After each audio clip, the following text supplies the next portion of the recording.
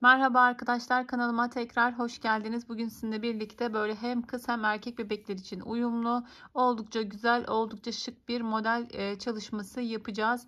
Mavi yeleğimi 1 yaş çalışmıştım. Pembe yeleğimi 2 yaş çalıştım. Sizler için şu an pembe ebatlarında anlatmaya çalışacağım. Mavinin sayılarını da yine sizlerle paylaşmaya çalışacağım arkadaşlar. Böyle biraz küçük yapmak isterseniz. Ama gerçekten böyle sade model sevenler için oldukça güzel ve bir o kadar da kolay bir model. Robalarda yine farklı robalar tercih ettim. Ben model denemesini boş kaldığımda böyle mutlaka bir roba örüyorum elimde. Altına böyle farklı modellerde çalışıyorum. Buradaki robayı kanalımda anlatmıştım. Biraz farklı ve değişik bir roba arkadaşlar. Yine farklı bir roba yapmayı tercih ettim. Burada da şöyle görebilirsiniz.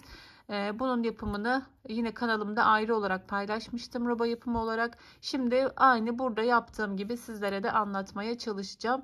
100 gramı 250 metre bir ip kullanacağız arkadaşlar. Her zaman kullandığımız bebe yünlerinden.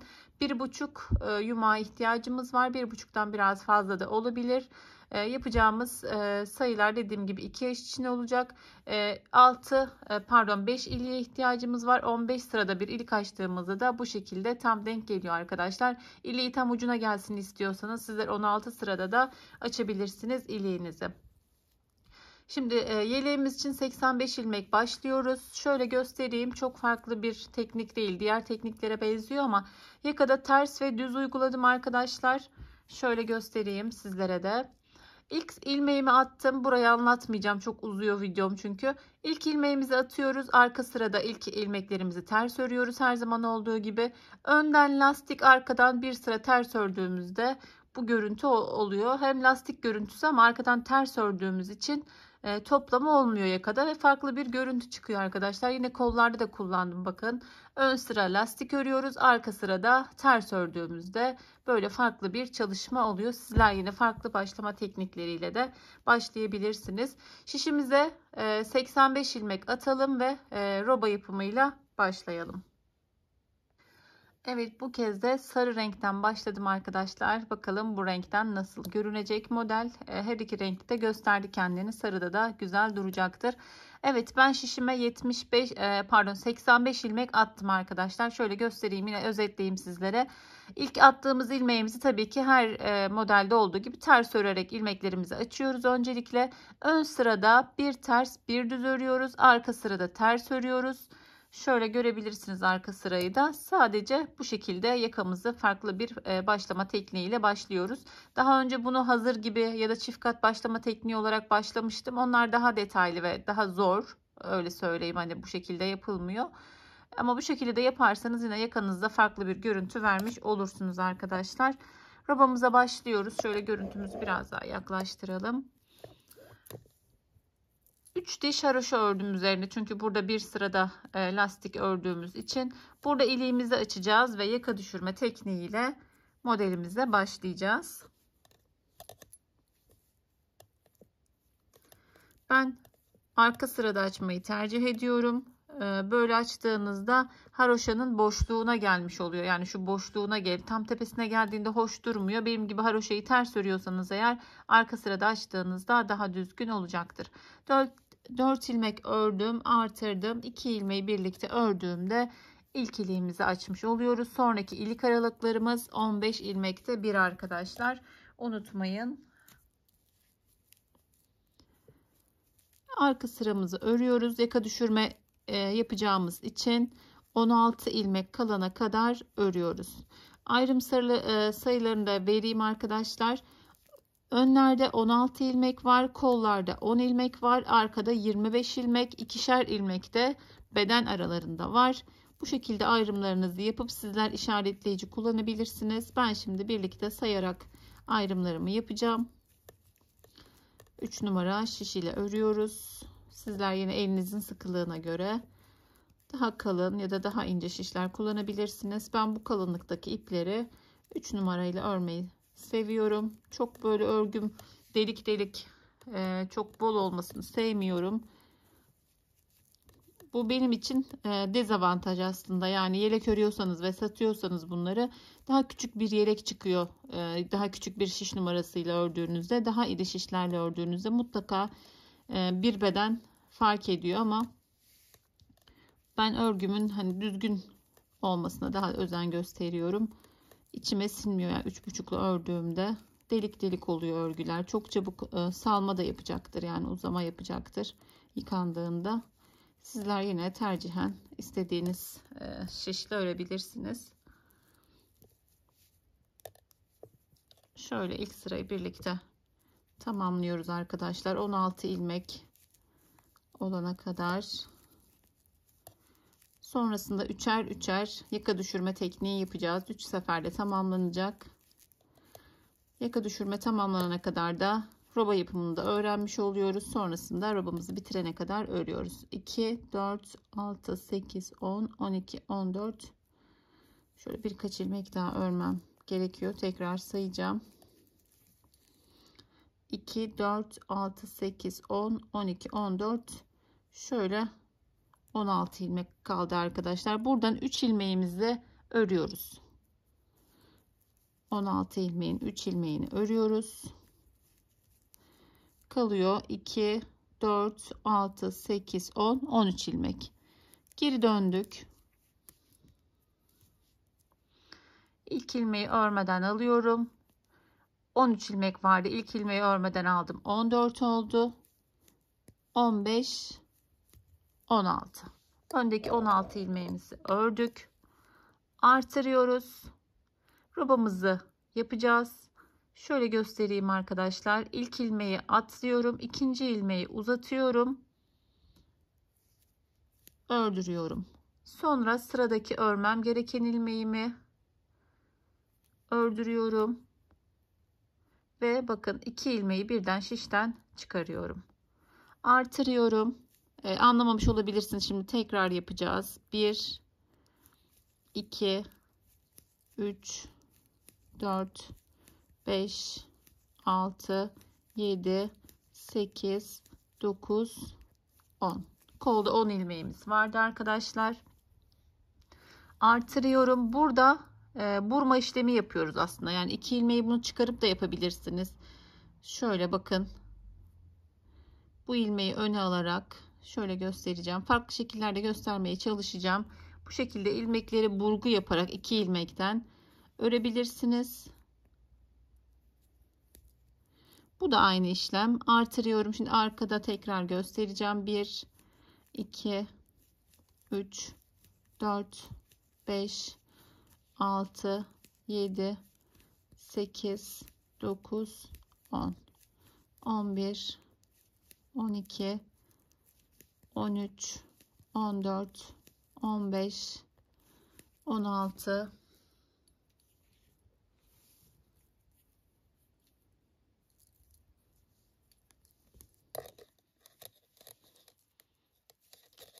17, 18,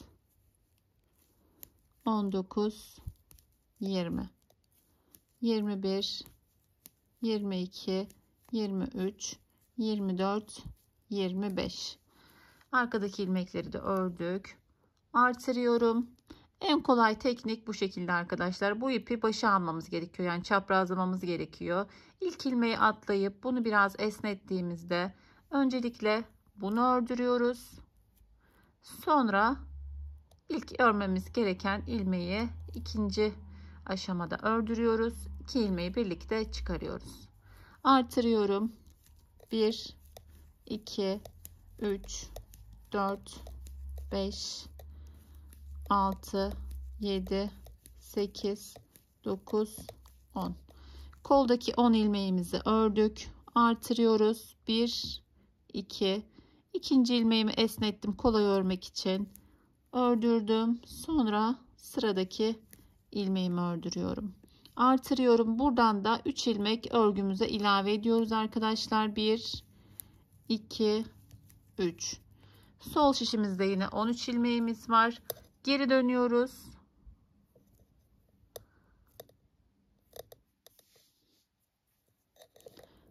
Arka sıramızı tamamen ters örüyoruz.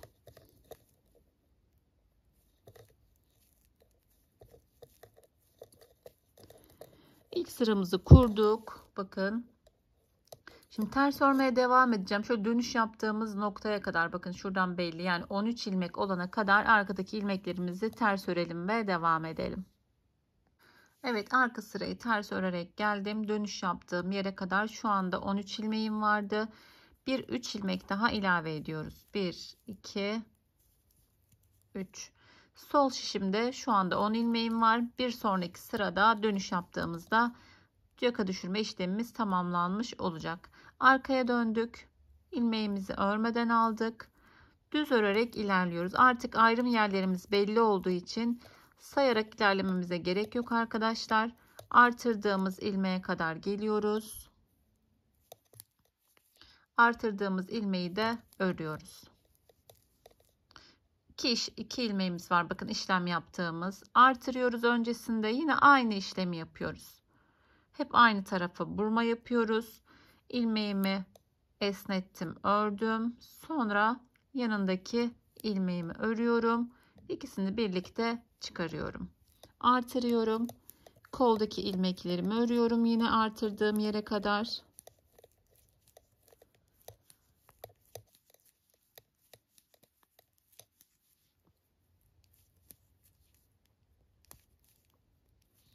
Bakın yine dediğim gibi sayma yapmıyorum. Bu ilmeğim benim artırdığım ilmek. Onu örüyorum. Öncesinde bir tane artırıyorum. Sonra 2 ilmeği, ilkini atlıyorum. İkinci ilmeği esnetiyorum biraz kolay örebilmek için. Ördürdüm. Sonrasında diğer ilmeğimi ördürüyorum. Artırıyorum ve arkadaki ilmeklerimi örmeye devam ediyorum.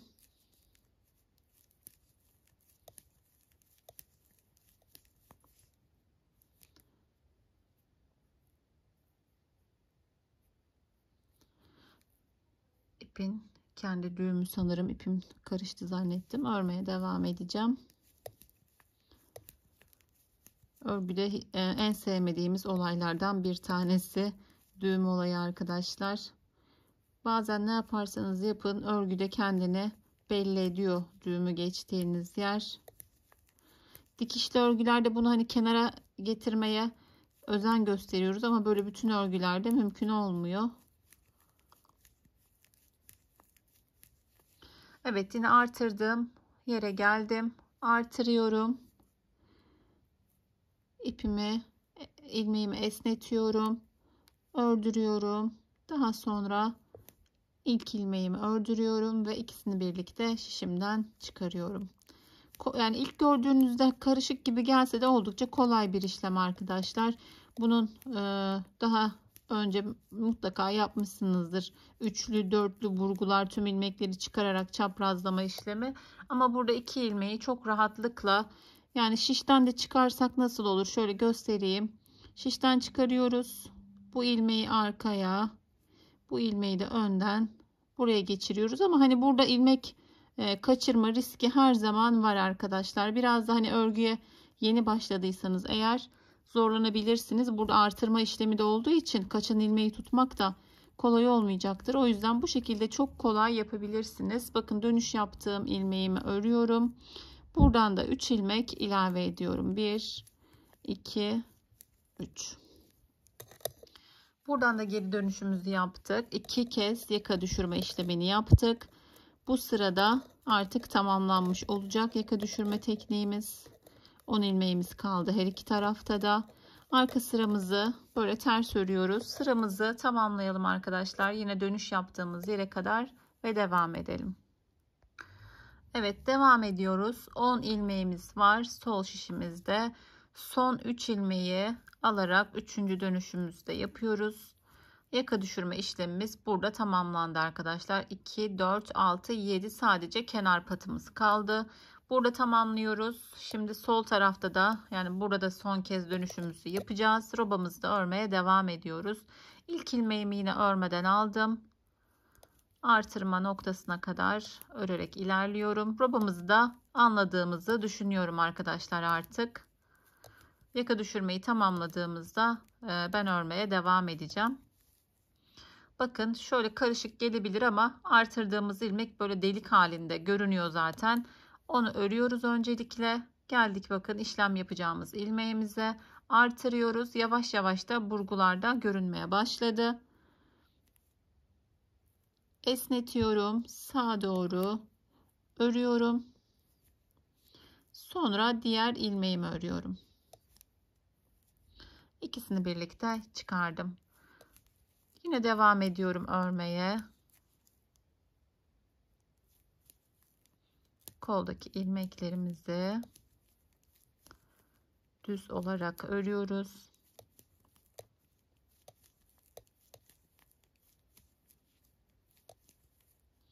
Yine bakın şöyle görebilirsiniz. Bu ilmeğimizi örmemiz gerekiyor.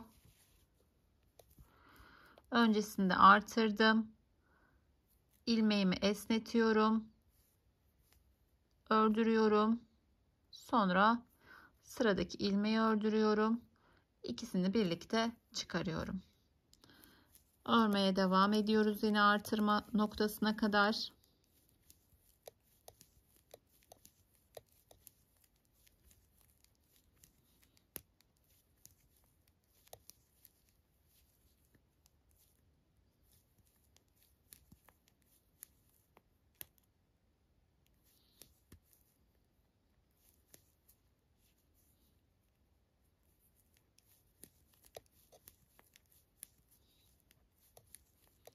İlmeğimiz arttıkça da biraz artırma yerlerine gelmemiz uzun sürüyor arkadaşlar.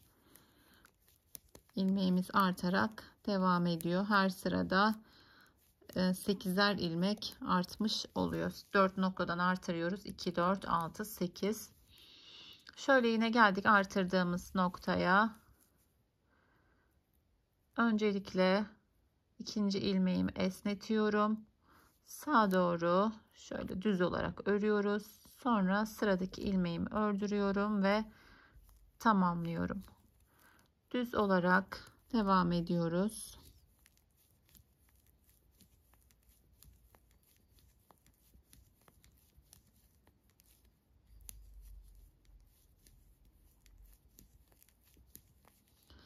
Evet, şurada sanırım bakın yaparken artırmayı unutmuşum arkadaşlar.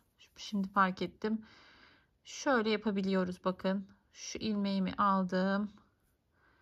Şöyle hemen gecikmiş artırmamı yapıyorum. Ben de sizle fark ettim. Bazen konuşurken aynı anda unutabiliyorum. Artırmamı yapmış oldum. Dilerseniz bir daha göstereyim. Bakın artırmamı yapmamıştım. Şuradan ilmeğimi aldım. Ördürdüm.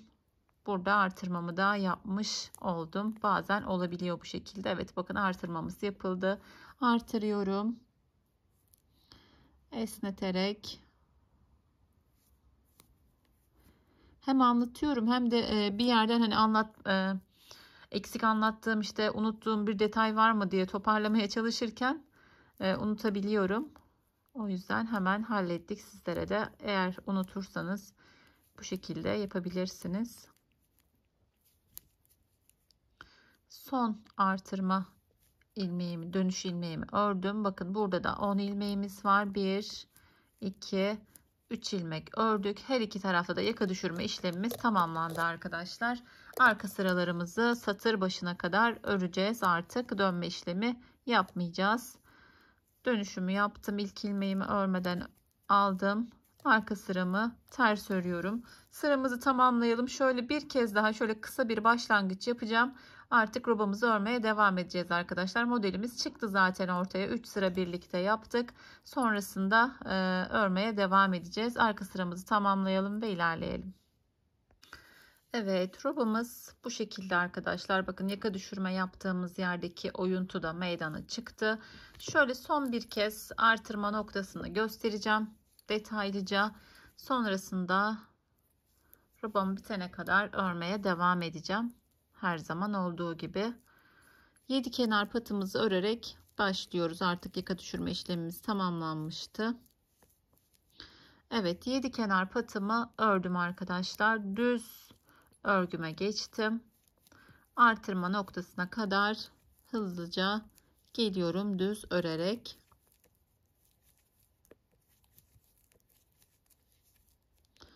Evet, artırdığım ilmeği de ördüm. Artırıyorum. Şöyle burada burma işlemi yapacağız. Son kez esnettim. İlmeğimi ördürdüm. Sonra ilk ilmeğim var. Onu da ördürüyorum. Artırıyorum ve devam ediyorum.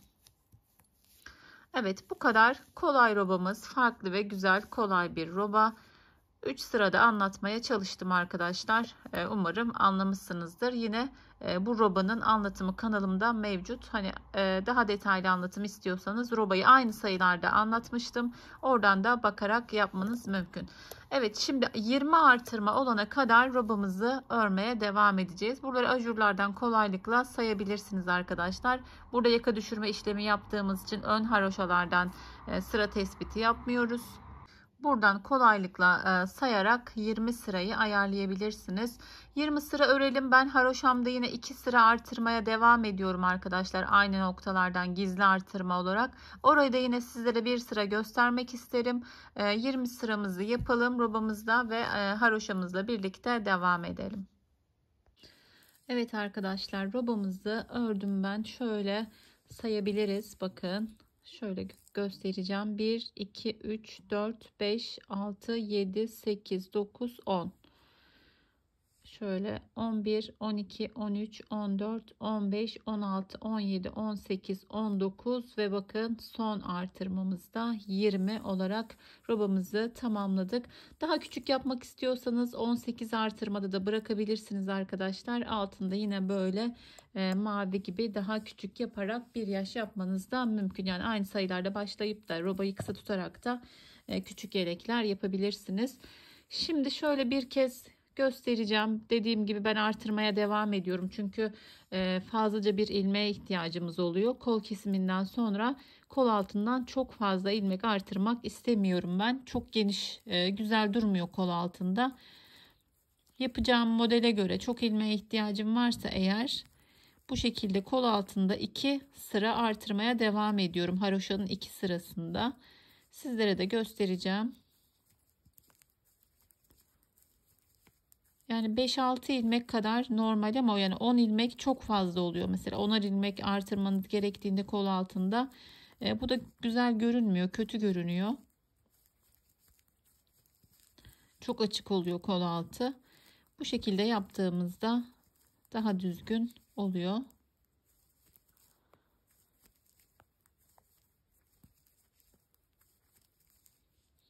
Şöyle bakın, artırdığımız yer vardı bizim. Burada normal değil de bu şekilde bir tane gizli artırma yapıyorum. 2 ilmeğimi örüyorum. Artık burada işlem yapmıyoruz. Yine bir tane gizli artırma yapıyorum. Her artırma noktasına geldiğimde bu şekilde artırıyorum arkadaşlar. Unutmayalım ki hani bir tarafta artırıp bir tarafta artırmamış olmayalım. Sonraki sırada yine aynı yerde, yani şuraya geldiğimde burada olabilir arkadaşlar. Baktınız bir sonraki sıra takip edemiyorsunuz. Bir burada, bir burada, hani eşit miktarda artırma yapmayı unutmayalım. Evet, her aşamamıza geçtik arkadaşlar. 2 sıra aynı noktalardan artırmaya devam ediyoruz. 3. sıramızda lastik koyacağım yine buraya, yakadaki bütünlüğü sağlasın diye. Haroşamızın 3. sırasında tekrar birlikte devam edeceğiz. Evet, robamın 2 sıra haroşasını ördüm arkadaşlar. Bu aşamada böyle işaretleyicilerimi ekledim. Ayrım yerlerini hep söylüyorum. Arada 2 ilmek varsa bir ilmeği bedene, bir ilmeği kola verecek şekilde şöyle yakınlaştırdığımda görebilirsiniz. Bakın şu 2 ilmeğimiz bizim model uyguladığımız. Tam bunun ortasına işaretleyicimi taktığımda ayrım yerlerimiz belirlenmiş oluyor. Yani toplam ilmek sayısını sayarak bir ayrım yapmıyoruz. O zaman mutlaka buralarda kayma olacaktır. Tam ayrım yerlerimiz bu 2 ilmeğin ortası olacak şekilde ayırdım. Önlerde 39 ilmeğim var. Kollarda 56, arkada 71 ilmeğim var. 149 ilmeğim kalıyor kol kesimini yaptıktan sonra. Beden kurulumu için 151 ilmeğe ihtiyacım var. Birer ilmek artırmamız yeterli olacak. Eğer ben kol altından fazla artırmak istiyorum derseniz, yani hani bir ilmek daraltabilir kol ağzını derseniz, artırmayı bir sıra yapabilirsiniz. Yani 2 sıra artırma yapmıştık. Bir sıra yapabilirsiniz. İlmeğiniz daha eksik olacak. Kol altından daha fazla artırabilirsiniz o şekilde. Ben pembede de muhtemelen bir ilmek artırmışım. Yani şurada bir kez artırmışım. İkinci haroşamda artırmadığım için sanırım 5 artırma yaptım kol altında. Ama burada bir artırma yapacağım. Bu benim için yeterli olacak. Kol altından birer artırma yapacağız. Şimdi şöyle kollarda lastik yapacağımızı söylemiştim. O yüzden tekrar birlikte yapıyoruz. Ayrım yerlerimizi yaptık. Kol altından fazla artırmadığımızda daha güzel oluyor. Kol altına yani şimdi 10 ilmek artırdık diyelim. Şöyle göstereyim. Kol altına ajur geldiğinde bu ajur mutlaka artırdığımız ilmeğe denk geliyor arkadaşlar. Bu da orada hani ilmek açıklıklarına sebebiyet verebiliyor. O yüzden ne kadar az artırırsak daha güzel oluyor kol altı. Şimdi haroşa örerek geliyoruz. Şöyle kolun birinde yine göstermeyi tercih edeceğim arkadaşlar. Sadece lastik öreceğiz ama hani geçmek istemiyorum. Bazen yeni örgüye başlayan arkadaşlar için zorlayıcı olabiliyor. Yani orayı niye göstermediniz, ben yapamadım gibi. O yüzden şöyle kısa kısa her detayı vermeye çalışıyorum. Yeleğimiz de oldukça büyük bir yelek. Yani 2 yaş bir yelek. İlmek sayımız da oldukça fazla. Çok sayımız olduğu için de hani sıra sonuna gelmek biraz uzun sürebiliyor. O yüzden şöyle kolun birinde anlatacağım. Sonra birlikte kol kesimini yapacağız. Alt model kurulumu zaten çok kolay. Herkesin rahatlıkla yapabileceği bir model.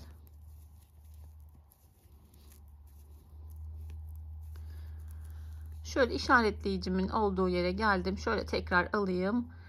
Lastiğimi burada tersle ördüğüm için lastiğime düzle başlıyorum. Bir ters, bir düz.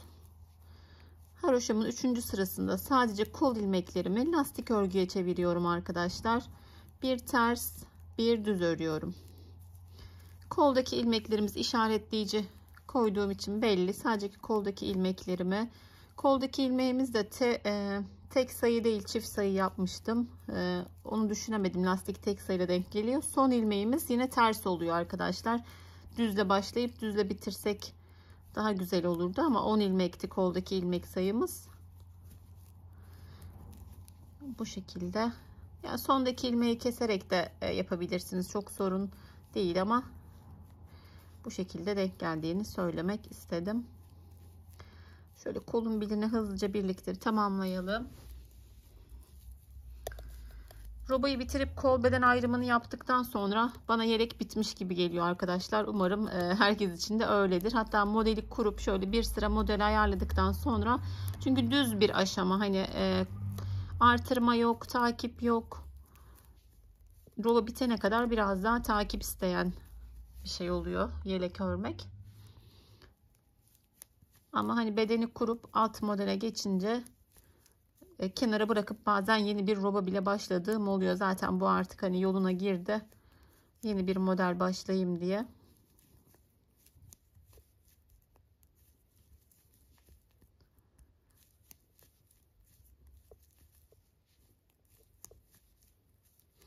Koldaki ilmeklerimi hızlıca lastiğe çevirdim. Dediğim gibi bakın, son ilmeğim düz olsa olurdu ama ters denk geliyor. Ters ördüm. Ben haroşamı da ters ördüğüm için işaretleyicimi aldım ve devam ediyorum arkadaki haroşalarımı örmeye. Diğer kola geldiğimizde yine aynı şekilde düz ilmekle başlayıp ters ilmekle bitiriyoruz lastiğimizi. Sonra kolu ön bölümü örüyoruz. Daha sonra arka sıraya geldiğimizde kol beden ayrımı yapacağız arkadaşlar. Birçoğumuz biliyoruz zaten.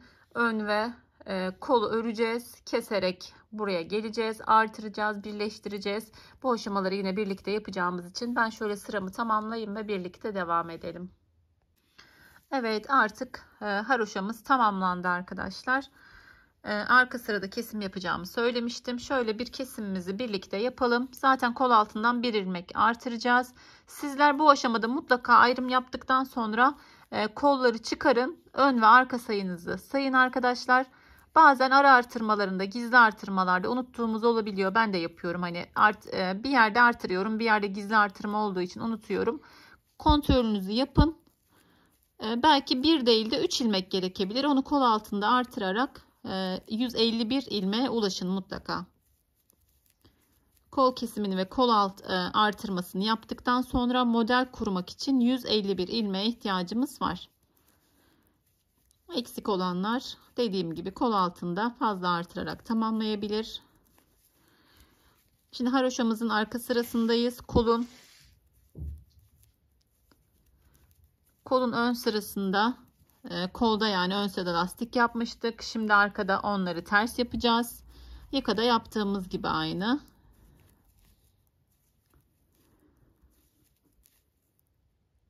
Şöyle işaretleyicimi geçtim. Evet, koldaki ilmeklerimiz bakın önde bir ters bir düz yapmıştık. Arkada tüm ilmeklerimizi ters örüyoruz. Şöyle işaretleyicime kadar yeşil yani kolun bitimine kadar ters örmeye devam ediyorum.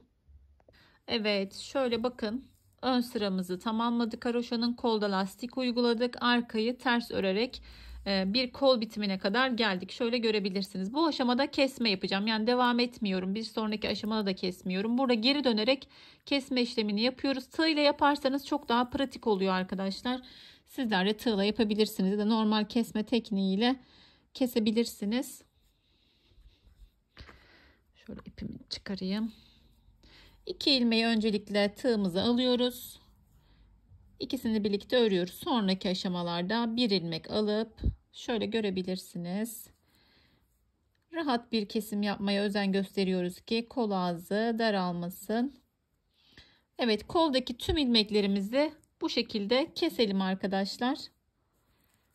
Şöyle birkaç kez daha göstereyim. Çok kolay oluyor bu şekilde. Yani etek ucunu da bu şekilde kesiyorum. Ben kesmeleri artık bu şekilde kolaylıkla yapıyorum ama çok sıkıştırmıyoruz. Burada dediğim gibi şu esnekliği sağlıyoruz. Evet, koldaki tüm ilmekleri keselim. Burada 39 ilmeğimiz kalacak arkadaşlar. Şuradaki son ilmeği buradaki ilmeğe takarak kesiyoruz. 39 ilmek kalana kadar kol ilmeklerini keselim. Evet, koldaki tüm ilmekleri kestim arkadaşlar. Şimdi birleştirme işlemi yapacağız. Döndüğümüz yerde böyle bir çıkıntı olsun istemiyoruz. İlk kestiğim ilmekleri şu şekilde takıyorum. Yandaki ilmekle ördürdüğümde hiçbir problem olmuyor. Burada sadece bir ilmek artıracağımızı söylemiştim. Şöyle tekrar artırıyorum. İlmeğimi artırdım ve birleştiriyorum. Şöyle taktığımız ilmeklerle normal örmemiz gereken ilmeği ördüğümüzde burada eksilme ya da artırma işlemi olmuyor. Şöyle birleştirdim ve örmeye devam ediyorum. Normalde buradan dönüş işlemi yapıyordum ama bir ilmek olduğu için dönme işlemi burada yapmayacağım arkadaşlar ve sonrasında bir sıra düz öreceğiz zaten. Bu düzü ördüğümüzde buradaki hani git gel işlemini yapmış oluruz. Burada yapmayacağım. Daha önce izleyenler bilirler. Mutlaka burada hani bir kez gidip geliyordum ki buradaki ilmekler örülsün. Zaten bir ilmek ve modele başlamadan bir sırada düz örmemiz gerekiyor. Orada o git geli sağlamış olacağız. Evet, kolumuzun birini kestik ve birleştirdik arkadaşlar. Diğer kolumuzda yine aynı şekilde yapıyoruz. Ben ilerleteceğim videoyu, sizlere yine anlatayım. Bir arka ve bir kolu örüyoruz. Buraya kadar geliyoruz. Geri dönüyoruz. Buradan kesme işlemini yapıyoruz. Sonrasında bir ilmek artırarak sıramızı tamamlıyoruz.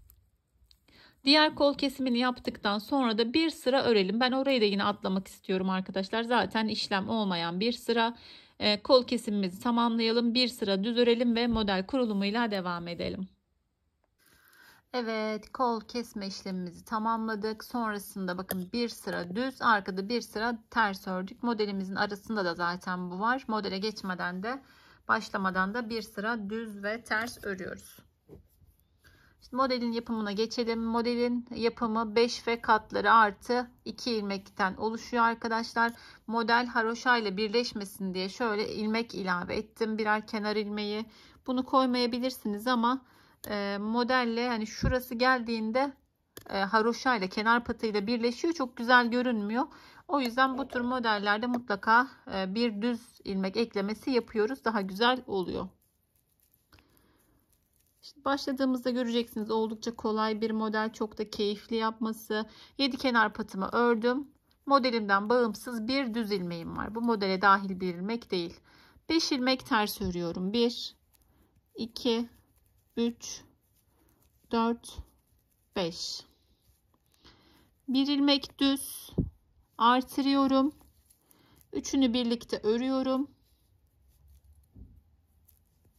Artırıyorum. Bir ilmek düz. Şöyle özetleyelim hemen. Bir kenar ilmeğimizi ördük. 5 ilmek ters örüyoruz. Bir düz artır. Üçünü birlikte kes. Bir artır, bir düz. Tekrar 5 ilmek ters. 1, 2, 3, 4, 5. Yine bir düz, bir artır. Üçünü birlikte ör. Artır, düz. Şöyle ilmeklerimi yaklaştırayım. Buradaki işlemimiz bitti. Şimdi kesme şekeri gibi düşünebilirsiniz arkadaşlar. Yani orada 5 ters 5 düz vardır. 5 ters örüyoruz. Düzde işlem yapıyoruz. Şimdi 5 ters örüyorum. 2, 3, 4, 5. Bir düz artır. Üçünü birlikte ör. Artır. Bir düz. Sonrasında 1, 2, 3, 4, 5 ilmek ters. Bir düz örüyoruz. 5 tersten sonra artırıyoruz. Üçünü birlikte örüyoruz. Artırıyoruz. Bir düz. Hepsi 5'er ilmekten oluşuyor arkadaşlar. Buradaki işlemimiz de bakın. 1, 2, 3, 4, 5. Ters ilmeğimiz de 5. 5'e 5 şeklinde oluşuyor. 5 ters 1, 2, 3, 4, 5. Bir düz, bir artır. Üçünü birlikte ör. Artır, düz. Biraz hızlandırılmış şekilde devam ediyorum. 2, 3, 4, 5. Bir düz, bir artır. Üçünü birlikte ör. Bir artır, bir düz. 5 ters.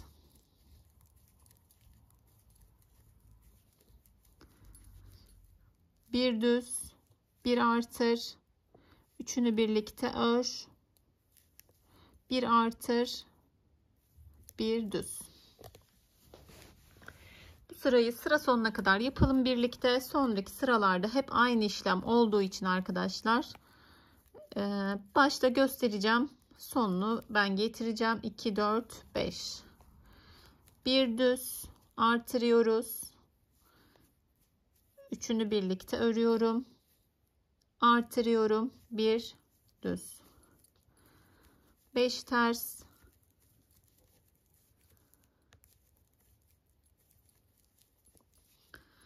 Bir düz. Bir artır. Üçünü birlikte ör.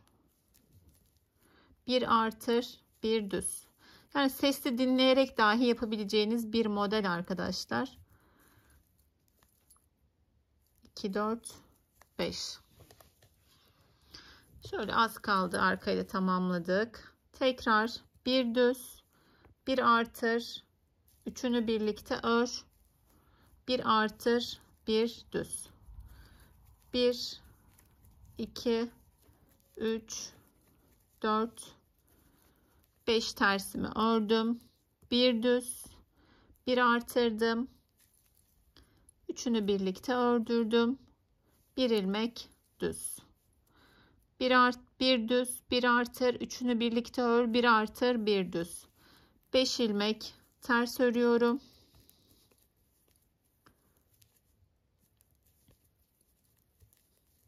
Tekrar bir düz artırıyoruz. Düz olarak arkadan üçünü birlikte kesiyoruz, artırıyoruz, bir düz örüyoruz.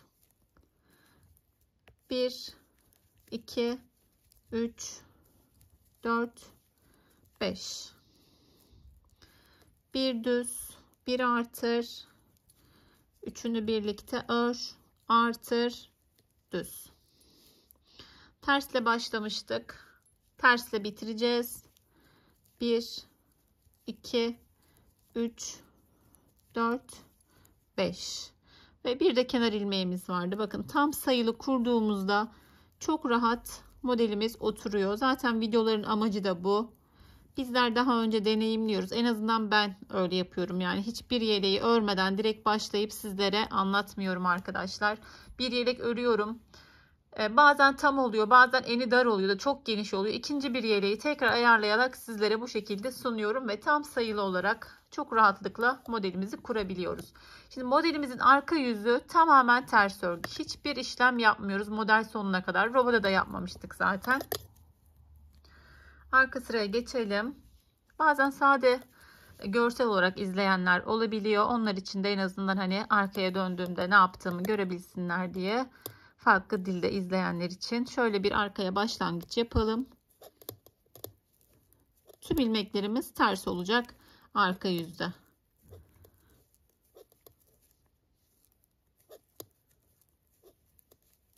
Evet, sıramızı ters olarak tamamlayalım ve ikinci sıramızla devam edelim. Evet, ilk modelimizi kurduk arkadaşlar. Bundan sonrası çok daha kolay oluyor bence. Model oturuyor çünkü onun üzerine devam ettiğimiz için ilmek yerleri de belli. Bu sıramız çok kolay. Sadece ilmeklerimizi gördüğümüz gibi öreceğiz. Aslında bu aşamadan sonra hani birçoğu için tarif etsem de rahatlıkla yapabilecekleri bir model. Hani örgüye yatkınlığı olanlar için. Sadece model bitiminde ilmeklerin yani örneklerin yerleri değişiyor. Ama ben yine şöyle bir model, ikinci modele geçtiğimde de tamamlamayı düşünüyorum. Evet, 7 kenar patımı ördüm ve bir düz kenar ilmeğimi ördüm. Buradaki gördüğüm ilmeklerim ters. Tersi ters, düzü düz öreceğiz. Yani 5 ters, 5 düz. Kesme artırma yok bu sırada. Bir sıra mola vermiş oluyoruz modelimize. Bakın gördüğüm gibi tersi ters örüyorum.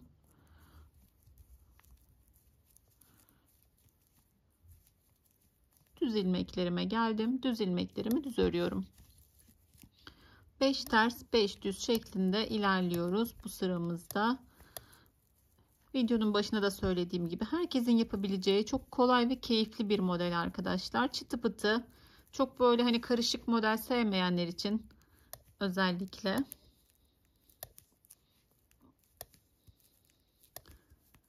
Evet, bu sırayı sonuna kadar anlatmama gerek yok. Bakın tersin üzerine ters, düzün üzerine düz, 5 ters, 5 ters, 5 düz, 5 ters, 5 düz sıra sonuna kadar devam ediyoruz.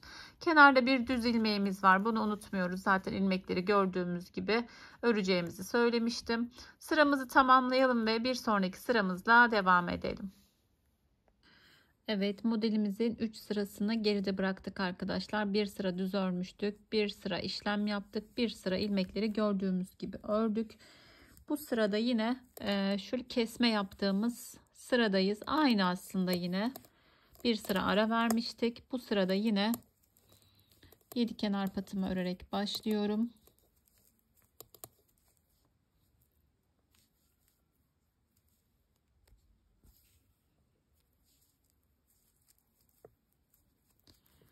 Bir ilmek düz örüyorum. Terslerimiz değişmiyor. 5 ters olarak devam ediyorum.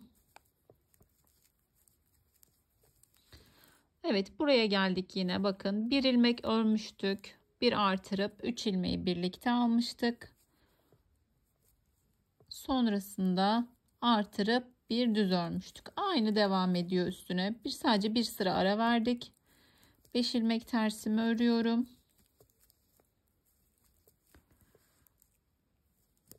Bir ilmek düz ördüm. Artırdım. Yine üçünü birlikte örüyorum. Artırıyorum. Bir düz örüyorum. 5 tersimi örüyorum.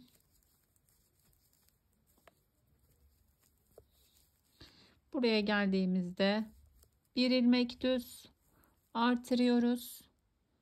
Üçünü birlikte örüyoruz. Sonrasında artırıyoruz ve bir düz örüyoruz. Bu sıramızda kolay zaten. Daha önce alt sırada yapmıştık ama sıra atlamak istemiyorum. Yine sıra sonuna kadar bu şekilde ilerliyoruz. Arka sıramız yine her zaman olduğu gibi ters örgü. Bir sonraki sıramızla devam ediyoruz. Evet, bu sırada bir modelimiz tamamlandı arkadaşlar. Şimdi şu bir sıra düzümüzü yapacağız. Bu da modelin daha kolay ilerlemesini sağlıyor benim için. Çünkü işlem yapmıyoruz. Hani bir sıra ara verdiğimizde de takip gerektiren bir durum yok. Model daha çabuk, daha rahat ilerlemiş oluyor. Çok sıkmıyor da bizleri arada ara verdiğimiz için. Sürekli işlem yapmadığımız için. Bu sırada tüm ilmekler düz. Gördüğümüz tüm ilmekleri düz olarak örüyoruz. Söylemiştim bakın. Hani bundan sonrasında hani şurayı yaptıktan sonra işte bir sıra 5 ters 5 düz, bir sıra yine aynı işlemi yapacağız, bir sıra düz yapacağız diye tarif etsem dahi hani birçoğunun yapabileceği çok kolay. Pembe yelek 151 ilmekti, mavi yelek 141 ilmek arkadaşlar. 141, 151 şeklinde, yani beşer beşer oluşuyor gibi görünse de hani şurayı denk getirmek için 10'ar ilmek üzerinden de kurmak gerekiyor. Daha küçüğünü yapacaksanız 131, 141, 151, 3 yaş gibi yapacaksanız 161 şeklinde ayarlamanız mümkün, sayıları kolay ayarlanabilir bir sayı. Evet, gördüğümüz tüm ilmekleri ön sırada düz, arka sırada ters örüyoruz. Sonra modellerin yerini değiştireceğiz sadece. Şöyle değiştirdiğimizde bir başlangıç yapacağım. Sonra anlatmayı sonlandıracağım. Çünkü aynı şeyi anlatmış olacağım arkadaşlar. Bir yerlerini değiştireceğiz. Sonrasında modelimizi bitireceğiz. Bu sıramızı örelim ve devam edelim. Evet, şöyle bir sıra düz, arkada bir sıra tersimi de ördüm. Şöyle yeni bir modele başlangıcı birlikte yapalım arkadaşlar. Sonrasında yeterli diye düşünüyorum artık anlatım. 7 kenar patımı hızlıca örüyorum ve örgümden bağımsız olduğunu söylediğim bir ilmeği de örüyorum. Burada ters yapmıştık arkadaşlar. Burada ajur yapmıştık. Artık ajurlu bölüm buraya geçiyor. Yani bir düz artırıyorum. Üçünü birlikte örüyorum. Artırıyorum. Bir düz. Şimdi ters örmem gerekiyor buradaki ilmekleri, bakın. Bir önceki sırada burada işlem yapmıştık. 2, 3, 4, 5. İlk kurulumdan daha da kolay. Çünkü saymamıza gerek yok artık. Bakın burada haroşa yaptığımız ilmeklerimiz. Şuradaki düzü karıştırmayalım. Bu ara verdiğimiz yerde zaten şuradan belli. Bunun üzerine ters yapıyoruz. Buraya bir düz artırıyoruz. Üçünü birlikte örüyoruz. Artırıyoruz. Bir düz. İşlem zaten aynı. 1, 2, 3, 4, 5. Buraya geldik yine. Bir düz örüyorum. Artırıyorum. Üçünü birlikte örüyorum. Artırıyorum. Bir düz örüyorum. Buraya geliyoruz. Şöyle kontrol yapabilirsiniz zaten. Evet, burada işlem yapmıştık. Buraya ters yapacağız. Saymıyorum bile. Yani düzler bitene kadar ters örüyorum. Bakın. Buraya geliyorum. Burada bir düz artırıyorum. Üçünü birlikte örüyorum. Artırıyorum. Bir ilmek düz. Evet, modelimiz bu şekilde arkadaşlar. Gerekli anlatımı yaptığımı düşünüyorum. Bu sırayı yapıyoruz. Sonrasında yine burada olduğu gibi, yani şu orta sırasında tüm ilmekleri gördüğümüz gibi örüyoruz. Bir sonraki aşamada yine kes artır işlemini yapıyoruz. Modele bir sıra ara veriyoruz. Bu şekilde böyle ilerliyor modelimiz. Toplamda kaç model olduğunu da söyleyeyim. Şöyle sayıyorum ben. 1, 2, 3, 4, 5, 6, 7, 8, 9, 10, 11. Toplamda 11 model olduğunda yeleğimizi tamamlıyoruz. Zaten bize ilik sırası da kendini gösteriyor. Yani son iliğimizi açtıktan sonra bir model daha koyuyoruz ve yeleğimiz tamamlanıyor. Etek ucunda da 4 haroşadan sonra ben yine ön sırada bir sıra lastik, arkada ters ördüm ve 6. sırada kestim. Bu şekilde yine tüm yaka ve kol detayları aynı şekilde bütünlük sağlamış oldu arkadaşlar. Evet, ben güzel bir model sizlerle paylaştım. Bu renkten de gerçekten oldukça şık ve güzel görünüyor. Şöyle görebilirsiniz, her rengi ayrı güzel oluyor. Modelle siz başladığınızda takıldığınız bir yer olursa yine bana Instagram'dan yazarsanız daha kısa sürede ulaşırsınız. En kısa sürede sürede ben de sizlere yardımcı olmaya çalışırım. Yapacak olan herkese şimdiden kolay gelsin. Yeni bir model, yeni bir videoda görüşmek üzere. Allah'a emanet olun. Hoşça kalın.